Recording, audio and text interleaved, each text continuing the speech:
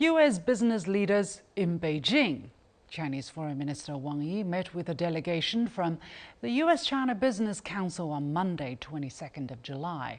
It was the first such delegation after the just concluded third plenum of the 20th CPC Central Committee, which sets out ambitious new measures for deepening reforms. It's reported that Wang Yi voiced the hope that U.S. business community would make new contributions to the development of bilateral relations. What did the delegates take away from these highly anticipated meetings? What signals did China send to the American businesses about China's future directions, and how are these signals perceived? I had the pleasure to have an exclusive interview with one member of the delegation, Roberta Lipson, also known as Li Beijing, the founder and vice chair of United Family Healthcare, the first foreign invested expert medical organization in China. She first arrived in China in 1979 and has lived the transformation that China went through. I began by asking her about her personal expectations before meeting Wang Yi.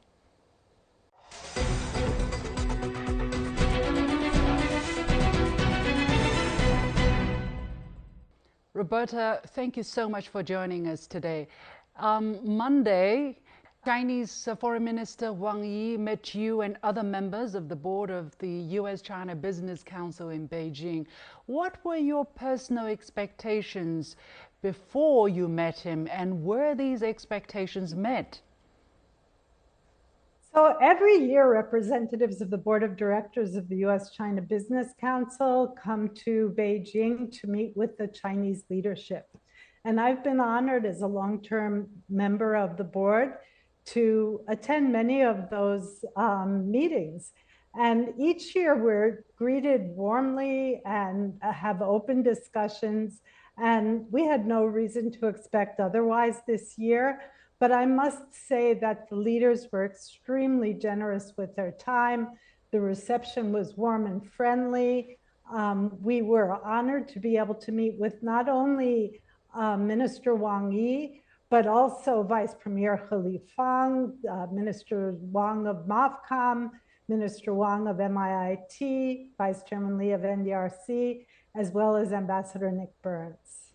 So how has been the atmosphere of these meetings, of these discussions, if you could describe that for us? And what signals did you take away about China's future directions through the whole host of meetings that you had with these very important people?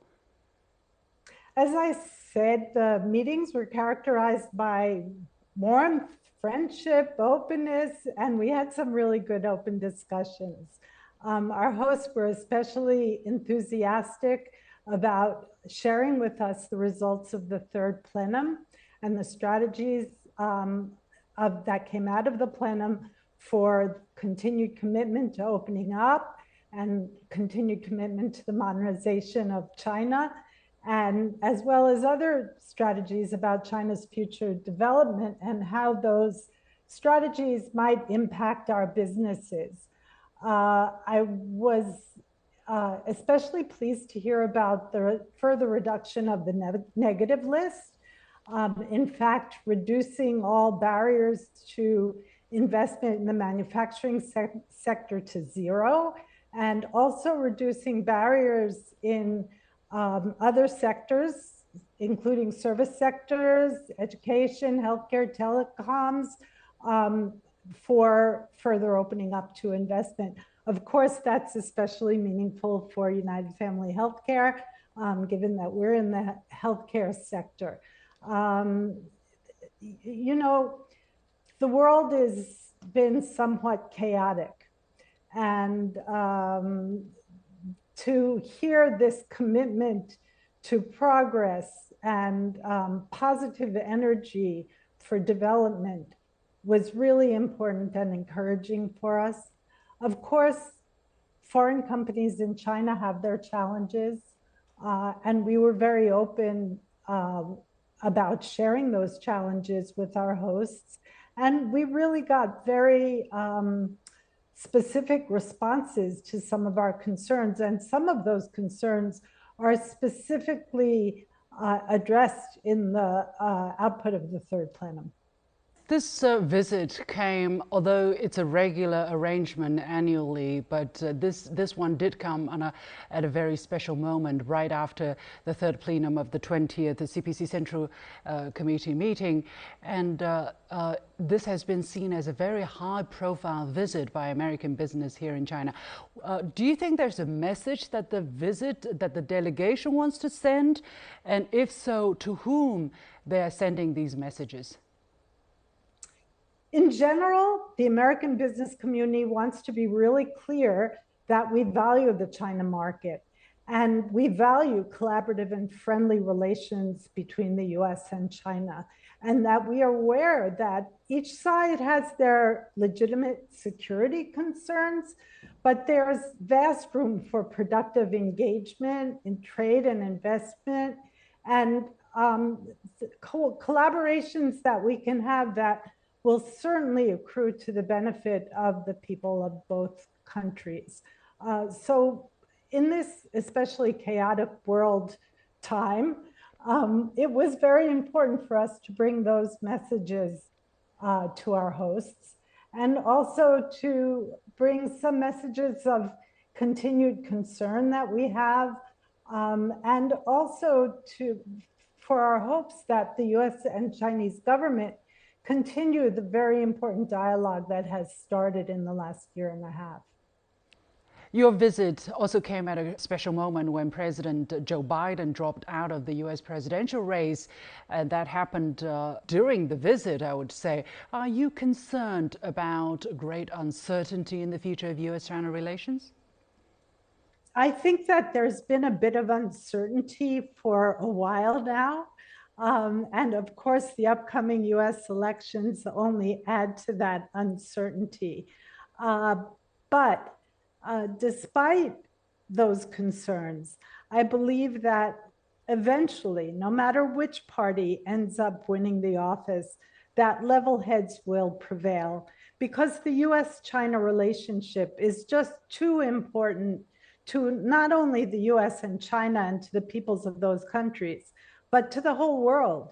So stability in that relationship is so important, not only to world prosperity, but also world peace.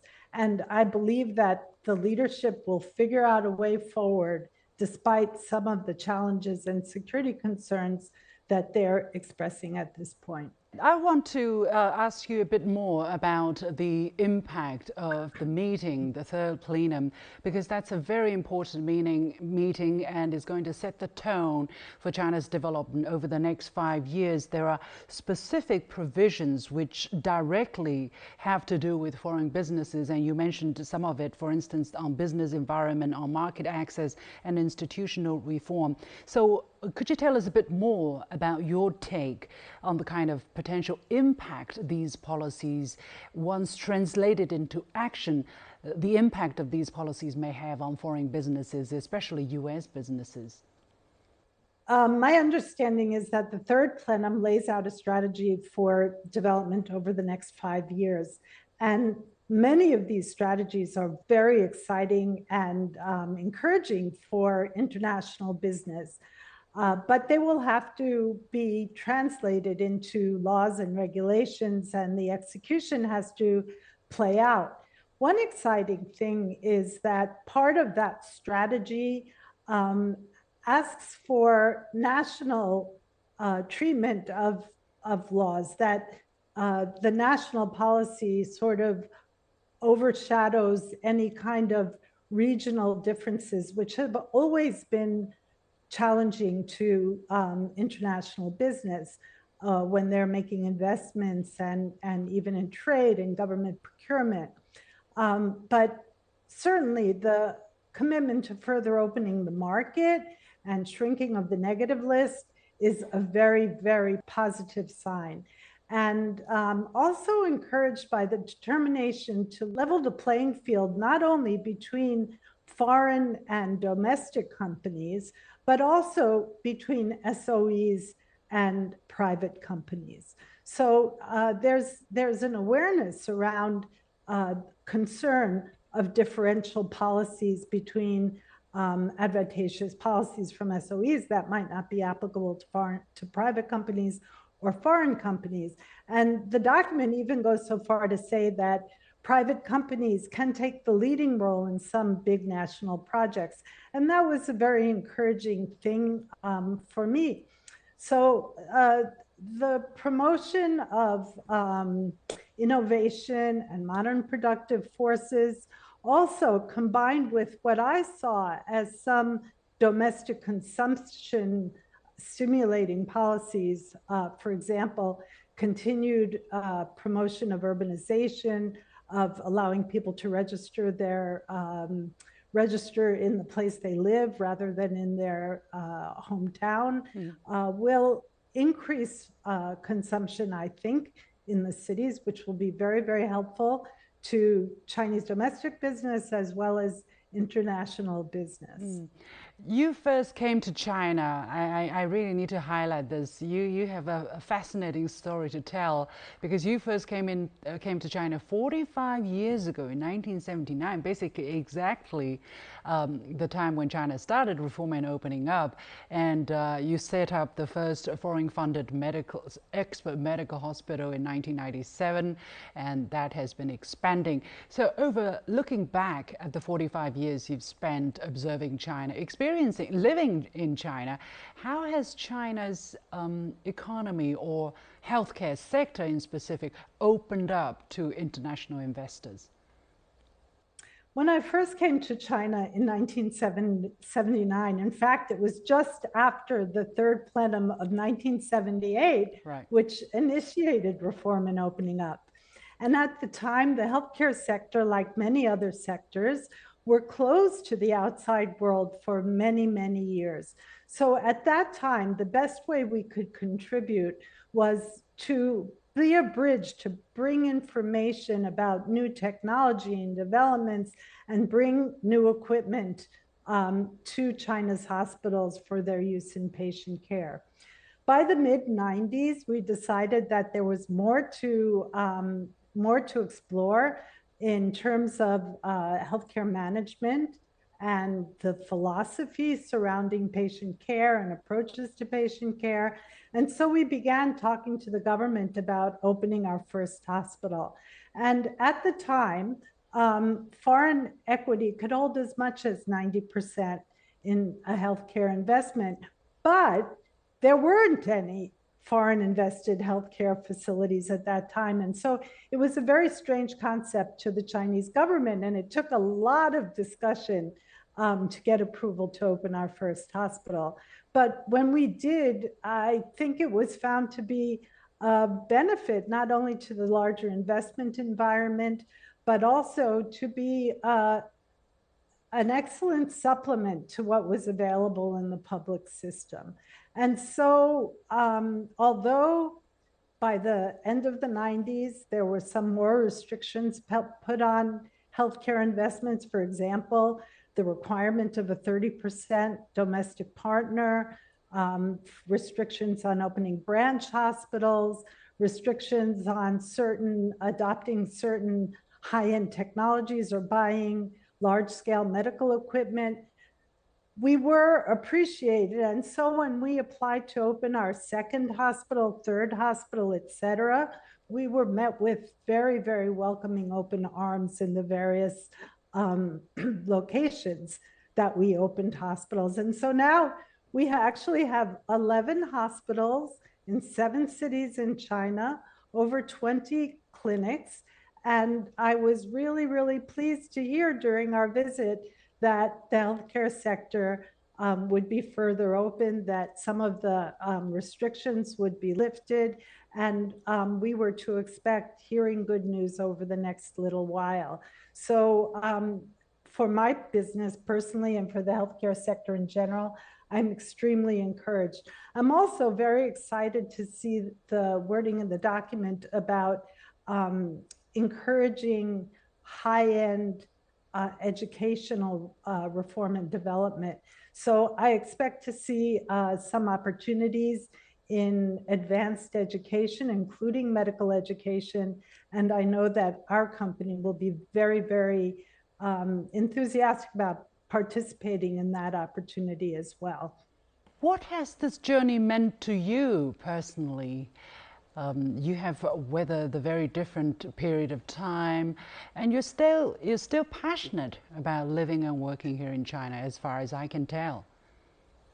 Well, it's been a huge honor and to be able to live here over these amazing 45 years and see the development in China, which is, I think, unprecedented in the world, this pace of development, seeing people lifted out of poverty, seeing the whole fabric of society opening up, changing, modernizing, and to be part of it in some small way has been an incredible opportunity and honor for me. And I see the opportunities continue, and not only for my company, but also for my own personal growth and knowledge. So living in a different culture and a different society than you've been brought up in is an opportunity in and of itself, but it's also been a great opportunity to be able to bring new ideas and new technologies to China, to be able to help hundreds of thousands of patients, and also impact people's thinking about how healthcare should be delivered. So yeah, it's been 45 years, and I don't think I'm less enthusiastic about the future than I was when I first came here. We have to leave it there. Time has run out, but the future is bright. And carry on. Roberta Lipson, also known as Li Beijing, founder and CEO of the United Family Healthcare.